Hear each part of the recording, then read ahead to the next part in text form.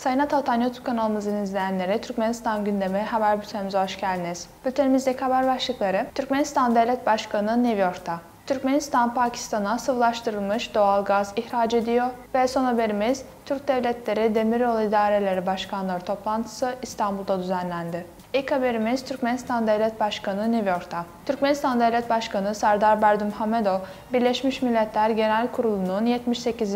oturumu yüksek düzey haftası etkinliklerine katılmak üzere New York'a gitti. Ziyareti sırasında Devlet Başkanı, Birleşmiş Milletler Genel Kurulu'nun genel oturumunda hitap edecek ve aynı zamanda Türkmenistan'ın yeni önerilerini aktaracak.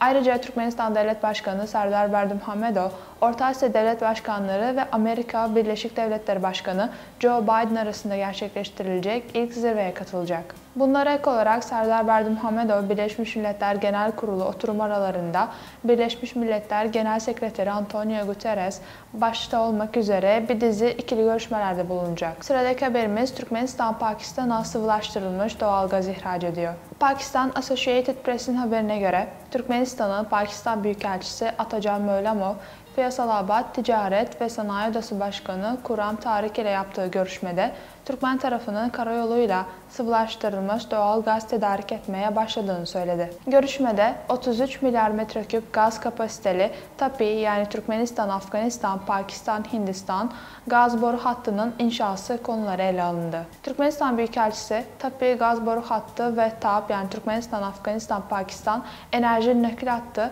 yalnızca Pakistan'ın enerji ihtiyacını uzak vadede karşılamakla kalmayacak, aynı zamanda bölgesel işbirliği için yeni fırsatlar da açacak, dedi. Diplomat ayrıca Aşgabat'ın Pakistan'a LNG tedarikine başladığını da söyledi. Bu yakıttan 50 tank zaten teslim edildi. Kuram Tarik ise her iki ülkenin de ikili ticarette odaklanması ve Türkmenistan ile Pakistan iş dünyaları arasında doğrudan temaslar kurulması gerektiğini vurguladı. Son haberimiz Türk Devletleri Demiryolu İdareleri Başkanları toplantısı İstanbul'da düzenlendi. TDT yani Türk Devletleri Teşkilatı Demiryolu İdareleri Başkanları 2. toplantısı Türk Devletleri Teşkilatı Genel Sekreter Yardımcısı Mirokit Azimov'un moderatörlüğünde 14 Eylül 2023 tarihinde İstanbul'da gerçekleştirildi. Taraflar, Türk Devletleri Teşkilatı alanı içerisinde alternatif, uygun maliyetli ve zamanında uluslararası demiryolu koridorları oluşturma imkanlarına ilişkin görüşmelerde bulundular ve yük taşımacılığı hacmini arttırmaya yönelik